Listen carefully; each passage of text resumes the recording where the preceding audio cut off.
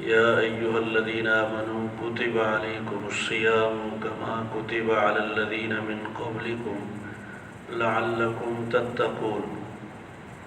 اے ایمان والو، تم پر روزے فرض کیے گئے ہیں جیسا کہ تم سے پہلوں پہ فرض کیے گئے، تاکہ تم پرہیزگار بن جاؤ۔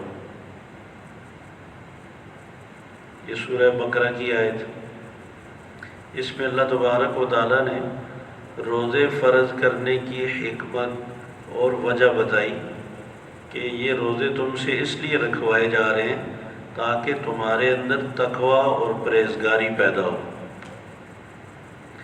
الحمدللہ ہمارے روزے مکمل ہونے کو ہیں، تقریباً مہینہ پورا ہونے والا ہے۔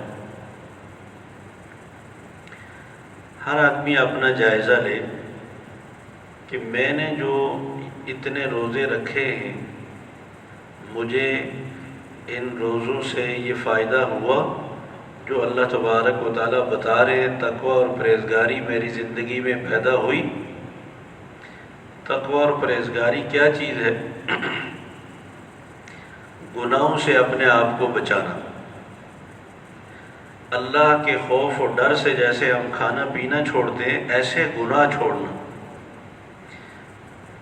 کھانا پینا چھوڑنا تو ہمارے لیے آسان ہو گیا، لیکن گناہ چھوڑنے اگر ہمارے لیے آسان نہیں ہے اور چھوڑنے کے لیے ہم تیار بھی نہیں ہیں، تو پھر اتنے روزے رکھنے سے کوئی حاصل نہیں ہو۔ ثواب تو ملے گا، لیکن وہ جس مقصد کے لیے رکھوائے گئے ہیں اس مقصد میں پھر ہم اپنے آپ کو نمبر دیں۔ جتنا گناہوں سے نفرت پیدا ہوئی ہے، جتنے گناہ چھوڑنے ہمارے لیے آسان ہوئے ہیں اور جتنے ہم سے چھوٹے ہیں، اس پر نمبر دینے۔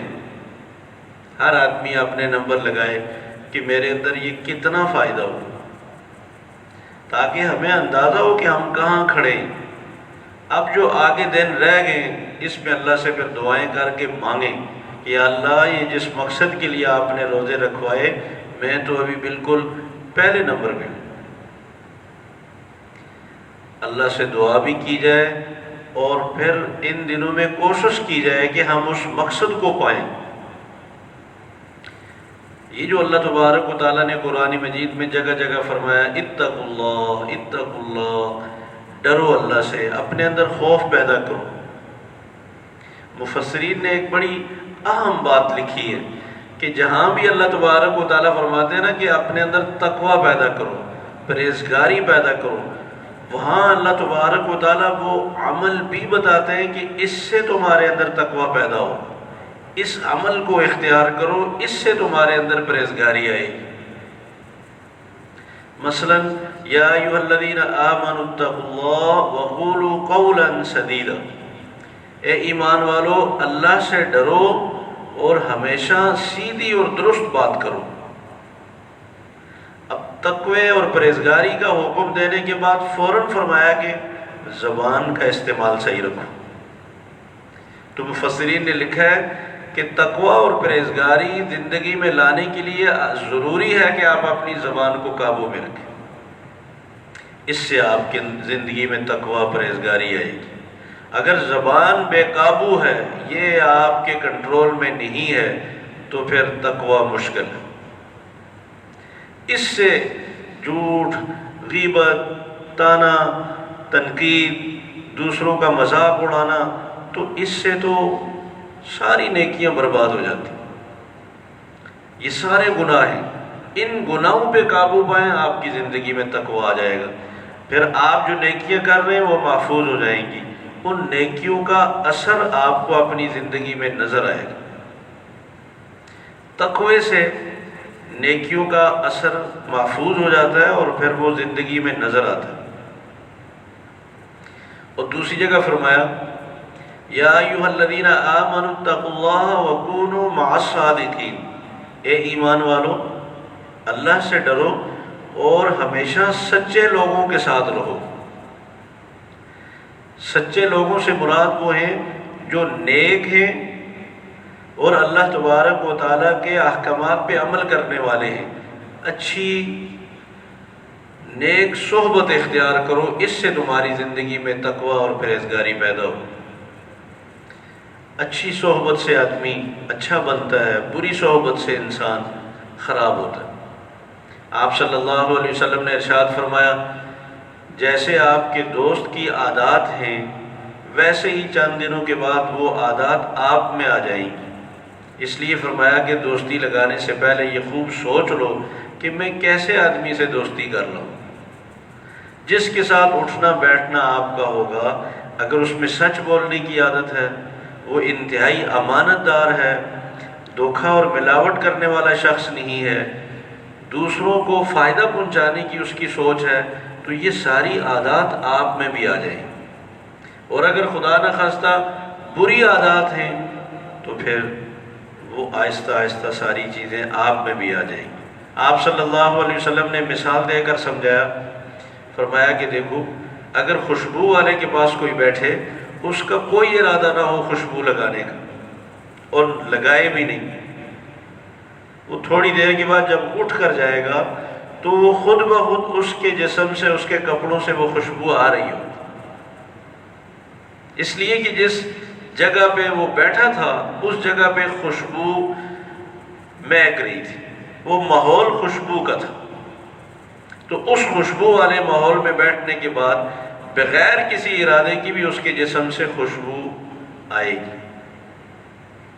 اچھی صحبت کا یہ اثر ہے۔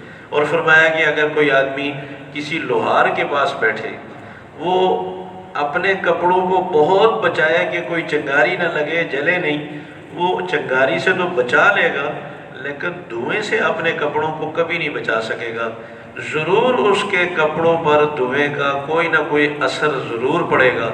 فرمایا کہ بری صحبت میں بیٹھنے والا شخص کتنا ہی اپنے آپ کو بچاتا رہے لیکن ضرور کسی نہ کسی برائی کا وہ اثر لے کے جائے گا۔ تو اس لیے فرمایا کہ اپنی صحبتوں کو ٹھیک کرو، جہاں جہاں آپ بیٹھتے ہیں اس کو بدلیں، آپ کی زندگی میں پرہیزگاری اور تقوی آ جائے گی۔ جہاں آپ کو اندازہ ہے کہ یہاں جانے سے مجھ سے گناہ ہوگا، یہاں میں بیٹھوں گا غیبت ہوگی، یہاں میں بیٹھوں گا کانوں کا استعمال غلط ہوگا، نگاہیں غلط استعمال ہوں گی، ان جگہوں سے پرہیز کریں، خود بخود پرہیزگاری آ جائے گی۔ تیسری جگہ فرمایا کہ یا ایھا الذین آمنوا اتقوا اللہ ولتنظر نفس ما قدمت لغد، اے ایمان والو اللہ سے ڈرو اور ہر آدمی سوچے کہ اس نے کل یعنی آخرت کے لیے کیا بنایا، کیا تیاری کی ہے۔ فکر آخرت کو بیان فرمایا، پہلے حکم دیا کہ پرہیزگار بن جاؤ اور پھر فرمایا کہ فکر آخرت پیدا کرو۔ تو اس کا مطلب یہ ہے کہ فکر آخرت سے آدمی میں تقوی اور پرہیزگاری پیدا ہوتی ہے۔ جب ہم یہ سوچیں گے کہ کل میں نے اللہ کے سامنے حساب دینا ہے، پیش ہونا ہے، تو پھر میں اپنے اخلاق پہ بھی غور کروں گا، پھر میں اپنے معاملات کو بھی ٹھیک کروں گا، پھر میں لوگوں کے حقوق کا بھی خیال کروں گا، پھر نماز کا بھی خیال کروں گا، پھر روزے اور زکوٰۃ کا بھی خیال کروں گا کہ مجھے حساب دینا ہے۔ جیسے ہم دنیا کے متعلق سوچتے ہیں نا کہ میں نے کیا کمایا، میں نے کیا کیا ہے، میرے بعد میرے بچوں کا کیا ہوگا، یا میرے مستقبل کا کیا بنے گا، فرمایا یہ بھی اچھا ہے لیکن یہ بھی بیٹھ کر سوچو کہ تم نے مرنے کے بعد کیا کیا ہے، اس کے لیے کیا تیاری کی۔ یہاں تو عالی شان مکان بنا دیا اور دنیا کی آسانی کے لیے گاڑیاں خرید لی، سب کچھ کر لیا، مرنے کے بعد بھی تو آخر ہماری ضرورتیں باقی ہوں گی نا۔ یہ تو ہر آدمی سوچتا ہے کہ میرے مرنے کے بعد میرے بچوں کا کیا بنے گا، یہ بھی سوچنا چاہیے کہ میرے بچوں کے مرنے کے بعد بچوں کا کیا بنے گا، ان کی بھی تو آخرت ٹھیک کرنی ہماری ذمہ داری ہے، گناہوں سے بچانا ہماری ذمہ داری ہے، ان کو اچھا ماحول دینا یہ ہمارا کام ہے، جس طرح اچھی تعلیم دینا ہماری ذمہ داری ہے، اچھی رہائش کا انتظام کرنا ہماری ذمہ داری ہے، اچھے لباس کا انتظام کرنا ہماری ذمہ داری ہے، اچھی خوراک کا انتظام کرنا ہماری ذمہ داری ہے، تو اللہ کی نافرمانی سے بچانا یہ ہماری ذمہ داری نہیں؟ دین کی سمجھ پیدا کرنا، اخلاقیات اور معاملات ٹھیک کرنا یہ بھی ہماری ذمہ داری ہے، یہ بھی ہمیں سوچنا ہے۔ تو فرمایا تقوی اور پرہیزگاری اختیار کرو، اور پھر اس کے بعد فوراً فکر آخرت کا حکم دیا کہ آخرت کی سوچ پیدا کرو، اس میں خود بخود تمہاری زندگی میں تقوی اور پرہیزگاری پیدا ہو جائے گی۔ ایک حدیث میں آتا ہے کہ آپ صلی اللہ علیہ وسلم نے فرمایا اکثروا ذکر حازم اللذات، خواہشات کو توڑنے والی چیز کا اکثر تذکرہ کرو، یعنی موت۔ آپ نے فرمایا کہ موت کا تذکرہ جتنا زیادہ کرو گے تمہاری خواہشات خود بخود قابو میں، کنٹرول میں ہو جائیں گی۔ اگر موت کا ذکر نہیں کرو گے، یاد نہیں کرو گے کہ دنیا سے جانا بھی ہے، تو پھر خواہشات خود بہت بڑھتی جائیں گی۔ جب خواہشات کی کوئی حد نہ ہو تو پھر انسان ساری زندگی انہی میں لگا رہتا ہے، اپنی آخرت نہیں بنا سکتا۔ جیسے ایک کام کیا تو دوسری کسی کی چیز دیکھ کر اچھی لگ گئی، اس کی دوڑ میں لگ گیا، اس سے اچھی چیز دیکھی تو اس کی دوڑ میں لگ گیا، ابھی وہ پوری نہیں ہوئی تو تیسری کی کوئی چیز پسند آ گئی تو اس کی دوڑ میں لگ پڑا۔ خواہشات کو پورا کرنے والے لوگ حلال حرام کی تمیز قائم نہیں رکھ سکتے۔ وہ خواہشات کا غلبہ اتنا ہوتا ہے تو پھر آدمی کہتا ہے یہ ساری خواہشات پوری کرنے کے لیے مجھے ضرور کچھ نہ کچھ کرنا پڑے گا۔ جب آخرت کی فکر لائق ہو تو پھر انسان خیال کرتا ہے کہ مجھے حساب بھی دینا ہے، مجھے ایسا کوئی عمل نہیں کرنا چاہیے کہ جس کی وجہ سے میں رب کے سامنے پھنس جاؤں، میرے پاس کوئی جواب نہ ہو۔ اللہ تعالی ہمیں صحیح سمجھنے کی، عمل کی توفیق نصیب فرمائے۔